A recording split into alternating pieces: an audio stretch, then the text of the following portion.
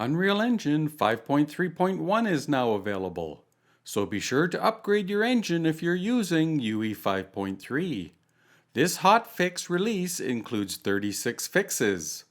A link to the fixes is in the video description. Please note that I have found a new bug in 5.3.1.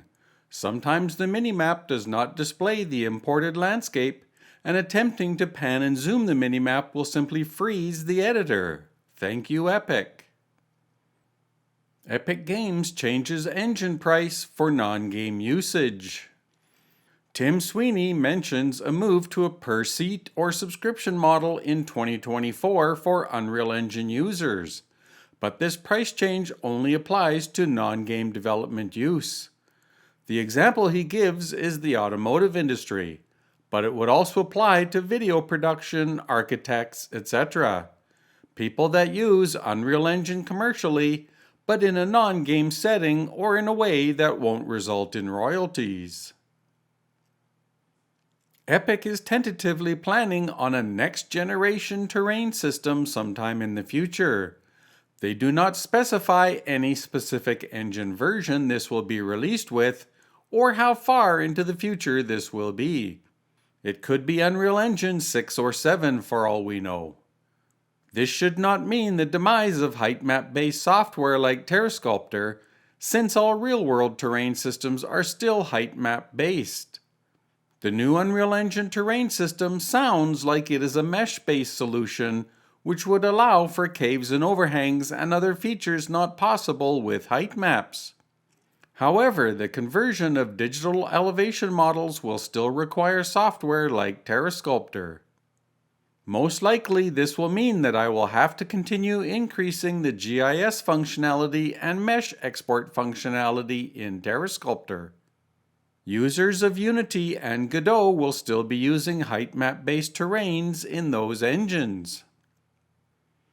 I am sure that you have all heard of the price changes at Unity that freaked out all Unity users. Unity backtracked on a lot of the price changes and has settled on a runtime fee. The CEO of Unity has also resigned. If you're on the Unity Personal or Plus plans, the runtime fee does not apply.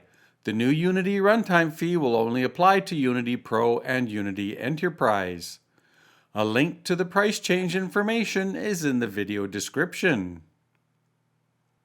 Godot 4.2 is now in beta. I haven't had time yet to check out what is new in Godot 4.2, specifically in the terrain system. I will be checking it out soon and publishing a new tutorial as required. A link to the 4.1 and 4.2 information is in the video description.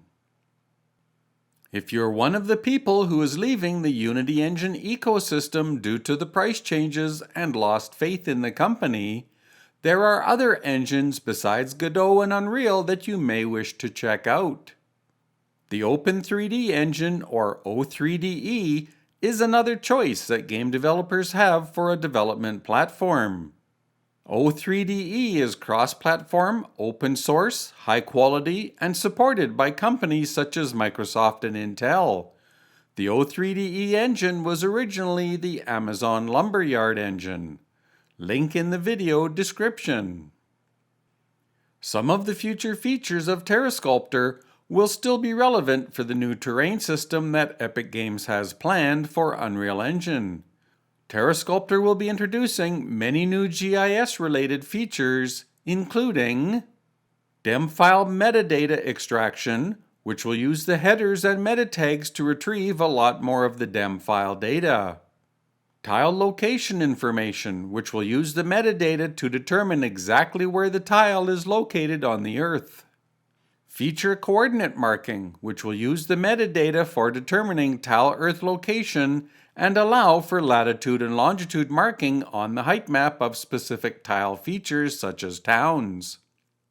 Auto tiling, which will use the metadata to determine each tile's relative Earth location and use that data for automatic tiling of files. You have been watching Tech Talk with Demenzun Media. Later, eh?